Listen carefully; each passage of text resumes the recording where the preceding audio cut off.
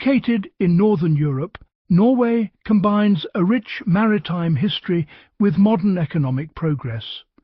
Its name rose to international prominence with the expedition of explorer Roald Amundsen, who reached the South Pole in 1911. After facing the challenges of World War I and World War II, it embarked on a robust reconstruction after 1945. With the discovery of oil in the North Sea, it transformed into one of the wealthiest and most stable countries in the world, becoming today a model of advanced welfare states and sustainable development. Welcome to this new video in our series on the history of European countries. Settlement in Norway began after the ice retreated at the end of the last ice age, roughly between 12,000 and 10,000 BCE. As the great ice sheets melted, early hunter-gatherers moved north along the coasts, which were made more temperate by the warm Gulf Stream than the interior.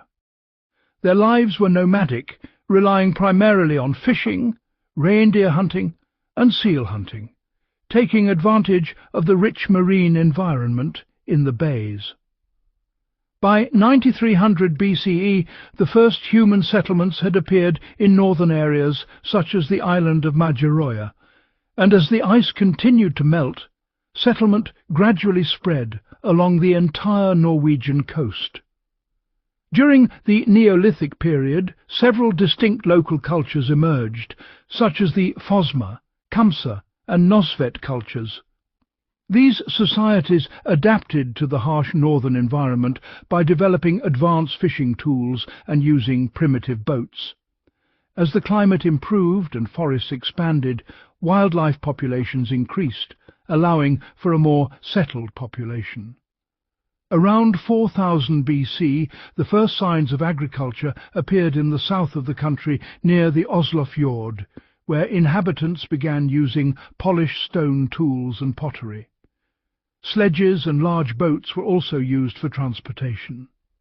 The cultivation of barley and oats gradually spread, along with the raising of cattle, sheep, goats and pigs, marking the beginning of the transition from a hunting and gathering lifestyle to a settled agricultural one.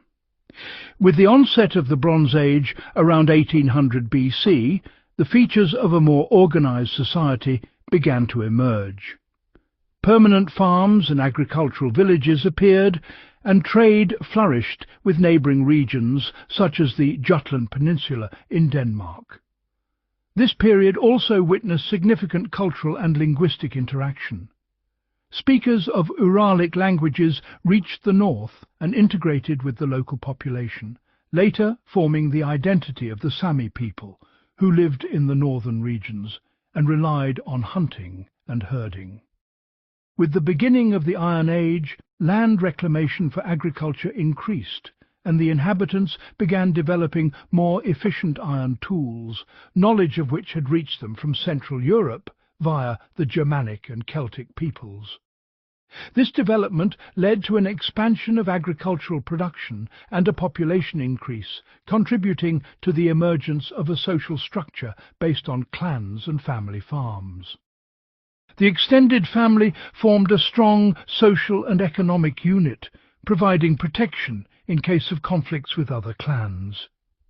During this period, local gathering places emerged where free people could meet to make decisions and pass judgments. During the early centuries AD, Norway was culturally and economically influenced by trade with the Roman Empire, where furs and hides were exchanged for luxury goods and metals. Some Scandinavians also served as mercenaries in the Roman armies. As wealth and trade increased, powerful local leaders emerged, controlling trade routes and resources.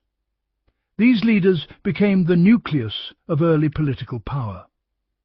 During the migrations between 400 and 550 AD, the power of these leaders grew, and defensive fortifications were built to protect settlements, despite societal crises such as the plague in the 6th century, which led to the abandonment of many farms. Beginning in the 8th century, the region entered a significant historical period known as the Viking Age.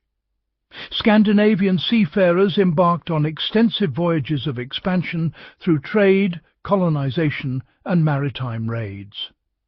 The 793 raid on Lindisfarne Abbey in England marks the beginning of this era. Thanks to advanced longships and sophisticated navigational techniques, the Vikings were able to reach great distances.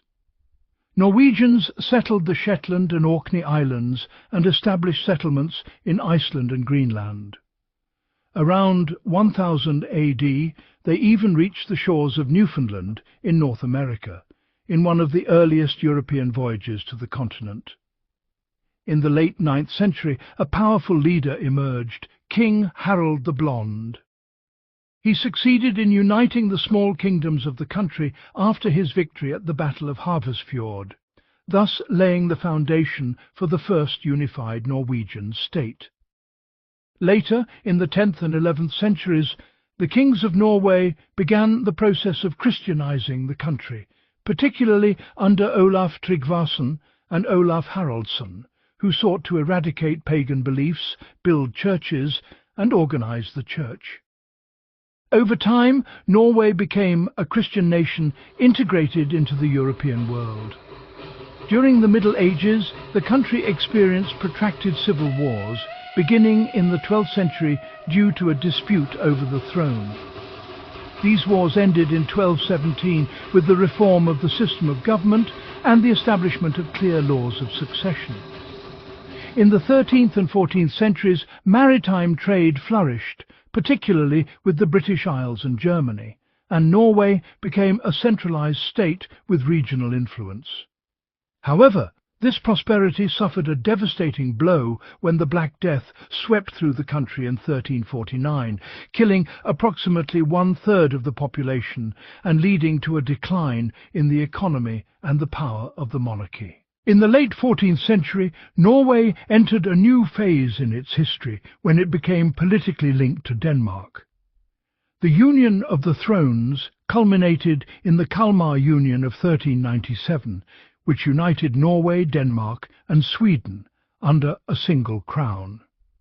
While this provided relative stability in Northern Europe, it gradually led to a decline in Norway's political independence and a shift of power to Denmark, a situation that persisted for centuries and marked a significant chapter in Norwegian history. Following the start of the Protestant Reformation in Europe in the 16th century, the King of Denmark attempted to impose Protestantism on Norway, which was then part of a political union with Denmark.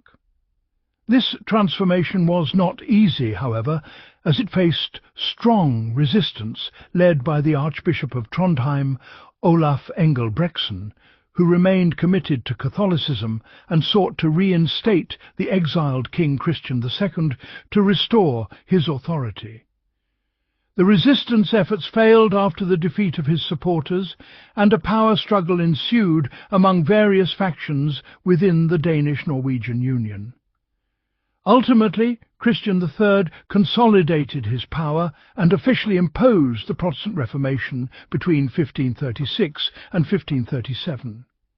This decision led to radical changes in the structure of society and the state. The Catholic Church was abolished as a political force, and its vast holdings, which controlled a large portion of agricultural land, were confiscated.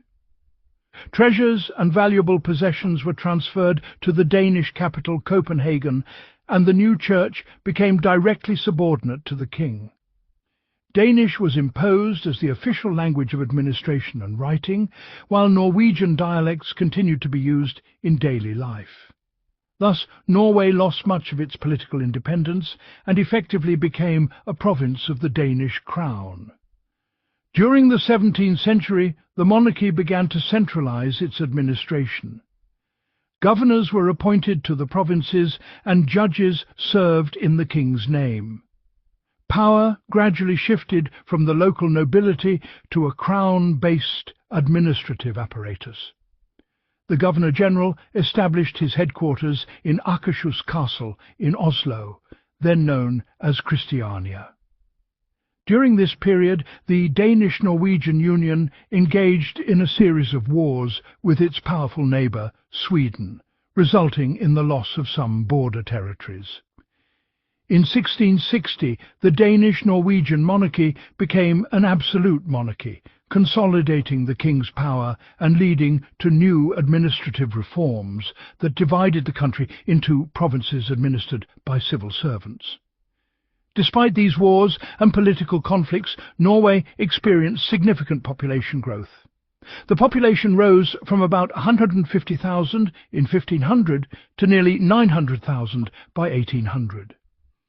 During this period, land ownership among farmers expanded and the number of small farms increased, particularly in the east of the country and the Trøndelag region. Taxes remained relatively low compared to some other parts of Europe, which helped stabilize rural society. Economically, the 17th century saw a significant transformation with the advent of water saws, which harnessed water power to cut timber. Thanks to the dense forests covering vast areas of the country, Norway became one of the most important sources of timber in Europe, especially for export to the Netherlands and England. In fact, huge quantities of Norwegian timber were used in the construction of European cities. It is even said that many buildings in Amsterdam rest on Norwegian wooden beams. In addition to timber, the mining sector flourished, particularly the silver mines at Kongsberg and the copper mines at Røros, which became major mining centres in northern Europe. Fishing, especially for cod, also remained a primary source of income for coastal populations. With the development of preservation and salting techniques in the 18th century, the export of dried and salted fish became a significant economic activity. Norwegian maritime trade expanded considerably in the 18th century. The country benefited from its relative neutrality during several European wars, allowing its merchant ships to transport goods between various ports. The Norwegian merchant fleet became one of the largest in northern Europe. During this period, Bergen remained the country's largest city, a main commercial centre, serving as an important port for trade with Europe and playing a prominent role in the Hanseatic League's trade network since medieval times. In the late 18th century, new religious and social movements emerged, most notably that of the reformist preacher Hans Nielsen Hauge, who advocated for a renewal of religious life and greater freedom in preaching and teaching. The country also experienced significant cultural development with the founding of the University of Oslo in 1811, the first university in Norway, which contributed to strengthening national identity and higher education. With the outbreak of the Napoleonic Wars in the early 19th century, Norway entered the war on the side of Denmark and France in 1807. This led to a severe naval blockade by Great Britain, causing a crippling economic crisis and shortages of food and trade.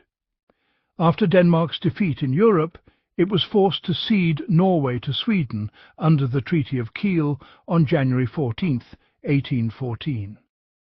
The Norwegians rejected this decision, which had been made without their consultation, and the Danish Prince Christian Frederick led a political movement demanding independence. On May 17, 1814, representatives of the country met in the town of Eidsvoll, where they drafted the Norwegian constitution, one of the most progressive constitutions in Europe at the time, which established a constitutional monarchy and an elected parliament. However, this independence was short-lived. Sweden invaded Norway in the summer of 1814. After a brief confrontation and political negotiations, the Treaty of Moss was signed, establishing a personal union between Norway and Sweden. Norway retained its constitution, parliament and internal institutions, while the King of Sweden became its king as well.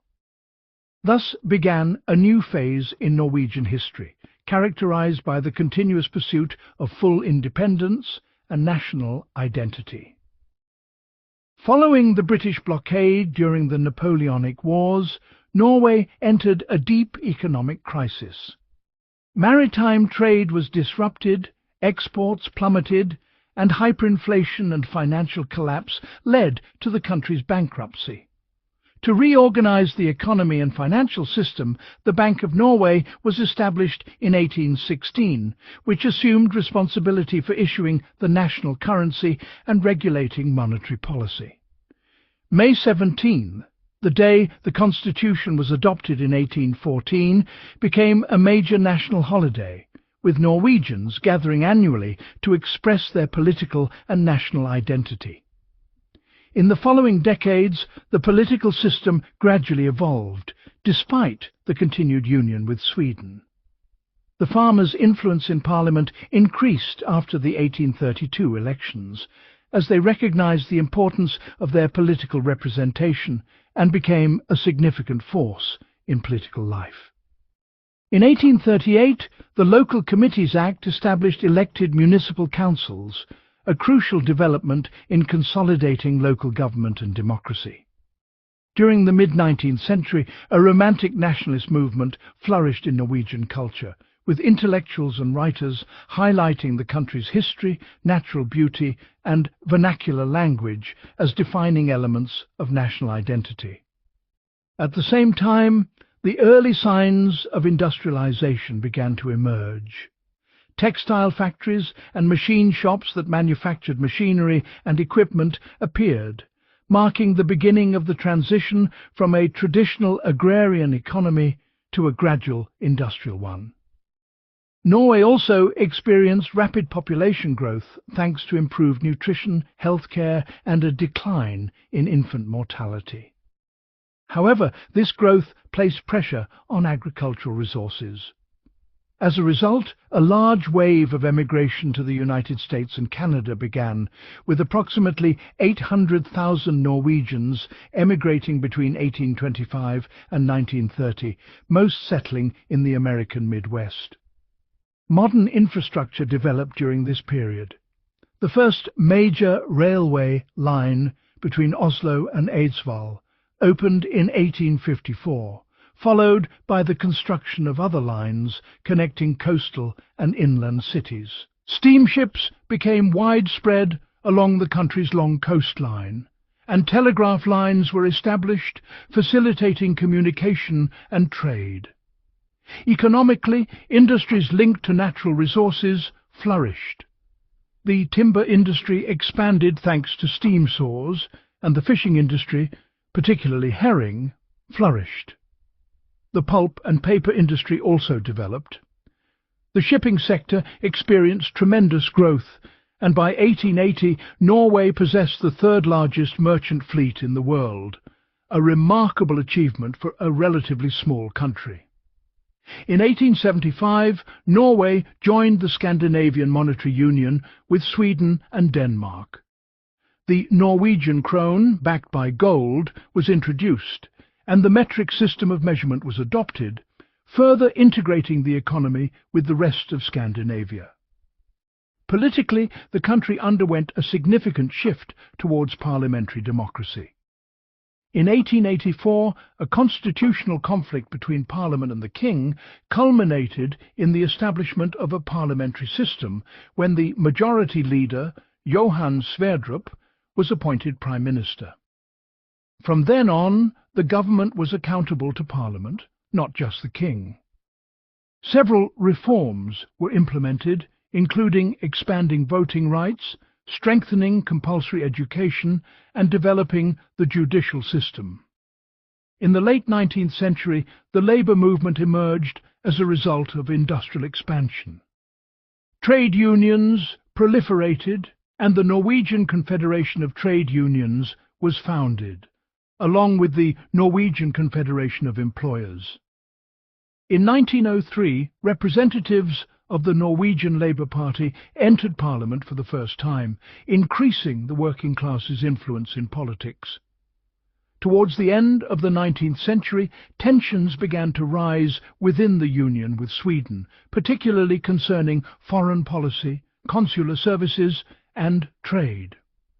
Norwegians felt that the Union restricted their independence and demands for full sovereignty grew. Following a severe political crisis, the Norwegian Parliament voted on June 7, 1905, to dissolve the union with Sweden. In the subsequent referendum, an overwhelming majority of citizens supported the decision. After independence, the throne was offered to Prince Haakon VII of Denmark, who became King of Norway following a national referendum, thus ushering the country into a new era in its history as an independent nation. In the following 2 decades, the government embarked on extensive social and economic reforms, including labour protection laws, reduced working hours, industrial development, and the utilisation of hydroelectric power generated by Norwegian waterfalls and rivers. Laws were also enacted to prevent foreign companies from controlling natural resources such as waterfalls, mines, and forests. In 1913, Norway became one of the first countries in the world to grant women the right to vote, a significant milestone in the history of democracy. At the same time, Norway emerged as a leader in polar exploration in the early 20th century, with prominent explorers such as Fridtjof Nansen, Roald Amundsen, and Otto Sverdrup, leading important scientific and geographical expeditions to the polar regions. Amundsen achieved a historic milestone in 1911 when he became the first person to reach the South Pole, further enhancing the country's reputation in exploration and science. During this period, Norway adopted a policy of neutrality following its independence from Sweden in 1905. During World War I, the Norwegian merchant fleet played a vital role in transporting supplies to the United Kingdom, sometimes leading to the country being described as a neutral ally. However, the war was costly. German U-boats targeted and sank many Norwegian merchant ships, and thousands of sailors were killed, although some merchants profited from the booming maritime trade. In the interwar period, Norway faced economic and social turmoil. The country experienced frequent labour strikes and financial crises, with unemployment peaking between 1931 and 1933. Despite this, industrial production continued to rise gradually. Politically, governments were short-lived and new parties emerged, such as the Norwegian Agrarian Party. The Norwegian Labour Party briefly split, and the communist movement arose before its power waned in the 1930s. With the outbreak of World War II, Norway attempted to maintain its neutrality, but its strategic location on the North Sea and the Atlantic Ocean made it a prime target. On April 9, 1940, German forces invaded and occupied the country after battles with the Norwegian army and British troops. The government and the royal family fled to London, where they formed a government in exile and directed the Norwegian resistance. Inside Norway, the collaborator Vidkun Quisling declared a pro-Nazi government, while a widespread resistance movement arose among the population. The occupation ended on May 8, 1945, with the surrender of Nazi Germany. After the war, reconstruction began, and Norway experienced rapid economic growth supported by the American Marshall Plan. The welfare state expanded significantly, and new educational institutions, such as the University of Bergen, were established in 1946. In 1949, Norway became a founding member of NATO, although it continued to refuse the deployment of nuclear weapons or permanent foreign military bases on its territory. During the 1950s and 1960s, the country experienced a major expansion in hydroelectric power and heavy industries, such as aluminum and steel. Infrastructure and social safety nets also developed. In the 1960s, a strong environmental movement emerged, leading the government to establish the Norwegian Ministry of the Environment in 1972, the first such ministry in the world. That same year, the Norwegian people rejected joining the European Economic Community in a referendum. The most significant economic transformation came with the discovery of oil in the North Sea. In 1969, Phillips Petroleum discovered oil in the Ekofisk field, one of the largest oil fields in the world. The oil and gas industry quickly became the backbone of the Norwegian economy, and Stavanger transformed into a major energy hub. High taxes on oil companies provided the state with substantial revenue, enabling it to fund social welfare programs and infrastructure investment. In the 1980s and 1990s, the economy faced challenges such as a banking crisis and high unemployment, but oil revenues helped restore economic stability. By 1990, Norway had become Europe's largest oil producer, and by 1995, the world's second-largest oil exporter. The Norwegian people again rejected joining the European Union in a 1994 referendum, but opted to participate in the European Economic Area and join the Schengen Agreement. The 1990s saw major infrastructure projects, such as the opening of Gardermoen International Airport near Oslo and the construction of its associated high-speed rail line, as well as the privatization of some major state-owned enterprises such as Telenor. Lillehammer also hosted the 1994 Winter Olympics, further enhancing the country's international standing. By the beginning of the 21st century, Norway had become one of the world's wealthiest nations, thanks to the prudent management of its oil revenues through the Norwegian Sovereign Wealth Fund, the world's largest sovereign wealth fund. The country has used these resources to ensure economic stability for future generations and to invest in education, technology and renewable energy. Norway has also played an active role in international mediation and peacekeeping, participating in numerous diplomatic efforts such as the Middle East peace agreements of the 1990s, in addition to supporting global development programs. In the last 2 decades, the government has focused on the transition to clean energy and reducing dependence on fossil fuels, while continuing to develop its maritime and technological industries.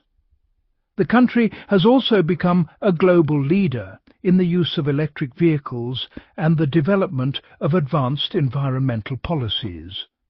Thus, Norway has emerged as a stable democracy with a high standard of living, a diversified economy based on energy, technology and maritime industries, and a welfare state playing a prominent role in international politics and sustainable development well into the 21st century. Don't forget to subscribe. See you next time.